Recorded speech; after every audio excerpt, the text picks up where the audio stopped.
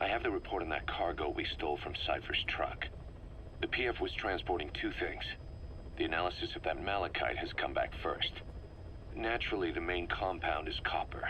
There's also a small amount of cobalt. Nothing unusual so far. Southern Zaire is a well-known copper belt. However, in addition to these, we also detected a trace amount of uranium.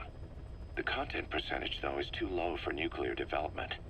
It most likely came from Shinkolobwe mine. That's where the uranium in that area comes from. The mine's closed, as all the high-purity uranium ore dried up a long time ago, but you could probably still find it there in small quantities. That said, there are plenty of other uranium mines that are in operation, like in Niger, Namibia, South Africa. Why go to an abandoned mine to scrape up whatever's left and ship it out in mass quantities without refining it? They were transporting that yellow cake too, which would suggest they have the technology to refine uranium. Anyway, that about sums it up. Unfortunately, the analysis of that yellow cake is taking a little longer. I'll let you know when it's done.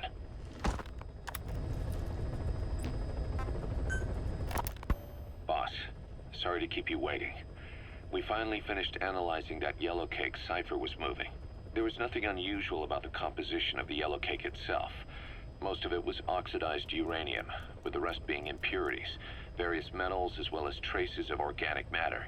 What's interesting is the composition of these impurities. When we checked them against the impurities found in the copper ore, it was clear the yellow cake didn't come from Shinkolobwe, meaning they went to the trouble of mining two sources of uranium, then transported them together in different states. Another thing, we detected a very thin layer of highly enriched uranium in the middle of the yellow cake. Now that is very interesting. It may not be a lot, but it points to the existence of uranium-enriching technology. After all, yellow cake can't naturally produce highly enriched uranium. If they could mass produce this, they'd be just one step away from a gun barrel-type nuclear bomb. But uranium enrichment requires advanced technology and a large-scale facility. If that kind of place existed in Zaire, the Soviet Union wouldn't sit idly by. And there's another question. Where were they transporting the yellow cake and malachite uranium? The first place that comes to mind is South Africa. The government was supposed to have abandoned nuclear weapons development after caving to international pressure. But rumors persist that it's continued in secret. Plus, CRS were escorting the truck, and they're based out of South Africa. And then South Africa does have an abandoned test site. If Cipher's involved with nuclear development in South Africa. But how would that fit with their weapon to surpass Metal Gear? We need more information. Shinkolobwe. There's a name I haven't heard in a while. The U.S. bought a lot of uranium from Shinkolobwe mine during World War II for the Manhattan Project.